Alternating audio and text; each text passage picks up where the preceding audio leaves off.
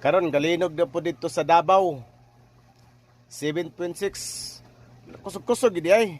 Nya karon kato mga antay Duterte diya. Nya daghan na pud mo. Oy, gabaan Davao kay mo na. Ana na pud mo. Ulat ta lang ninyo nga maturno ang among presidente. Kay ngano? Kung happy mo karon, sajud mo liter. Katong kusog mga baser diha. Luya gid mo do.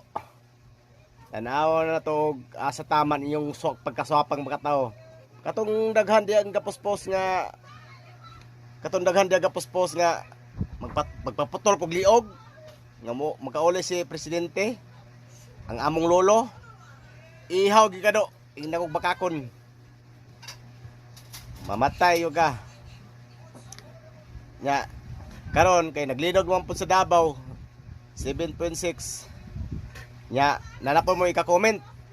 Mingon na pud mo nga gabaan. Karma na deserve na nila, mahana na pud mo. Natural na bulok ka. Bugo mo. Dili yung mo manginana. Kay tawar gyapon ta, bisa pag unsaon yung kakampi. Kay ang inyong presidente karon, parehas mo, buaya. Mga dagko umog bakba. Mga buaya mo. Kato mga antay Duterte. Klaro naman kayo. Hadlok gid mo.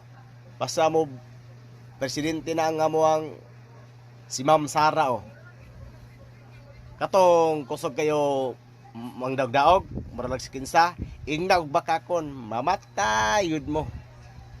Ingnaw bakakon. Kung dili pagani mo karon, ulat ta. Sa bagay, 3 years pa man gikan karon. 3 years pa. Pero remember, moabot ra na ang panahon na. Sa pag-unsaon kay dili mo katandog sa mga Duterte.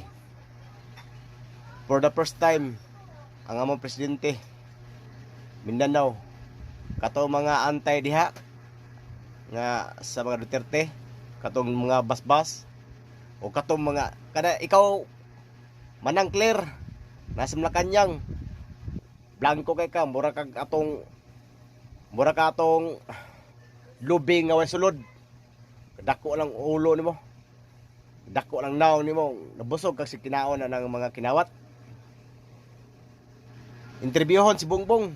Ikaw may taga panalipod, basag unsaon panalipod. Igabot sa panahon, inaw bakakon apel kag katanggong.